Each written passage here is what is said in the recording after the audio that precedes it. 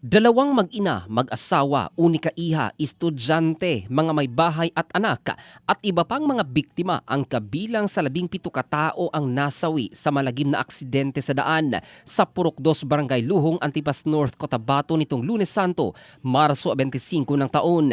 Sa ulat mula sa Antipas Municipal Police Station, binabaybay ng pampasaherong van sakay ang 17 pasahero patungo sa Kidapawan City habang ang dump truck na may kargang buhangin ay patungo naman sa bayan ng Antipas sa magkasalungat na direksyon sa pakurbada at palusong na bahagi ng daan.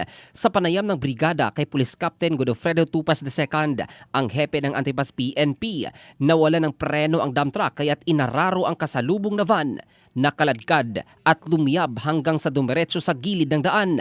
Halos lahat ng mga sakay ay hindi nakalabas habang ang iba naman nakalabas man subalit naabutan at nadaganan ng debris mula sa nagliliyab na van kaya't 17 sa mga sakay ang dead on the spot habang naisugod pa sa pagamutan ang isang bata na itinapon ng kanyang ina palabas ngunit binawian din ng buhay kalaunan habang ginagamot sa ospital. Lahat ng mga biktima ay kalunos-lunos ang sinapit at halos hindi na makilala ang mga ito sa tindi ng pagkakasunog sa kanilang mga katawan at nakuha lamang ang kanilang identity sa tulong ng mga kasapi ng Regional Forensic Unit 12. Tanging nakaligtas sa mga pasahero ng van ang isang ginang na kinilalang si Rosario Lopez Reyes subalit nagtamo ito ng mga paso sa kanyang katawan. Nakaligtas naman ang driver ng dump truck at helper at nadamay ang isa pang motorista na kapwa nagtamo ng minor injuries. Nagluluksa at nabalot ngayon ng pagdadalamhati ang buong bayan ng Antipas dahil sa malagim na aksidente.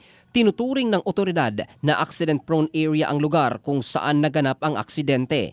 Samantala, siniguro naman ni Antipas Mayor Chris Kadungon ang tulong para sa mga pamilyang nawalan ng mahal sa buhay. Ang balitang ito ay hatid ng DriveMax Adult Herbal Capsule para sa lalaking laging umaangat. Ito si Jofel Candado in the heart of changing lives ng Brigada News Philippines, the Music and News Authority.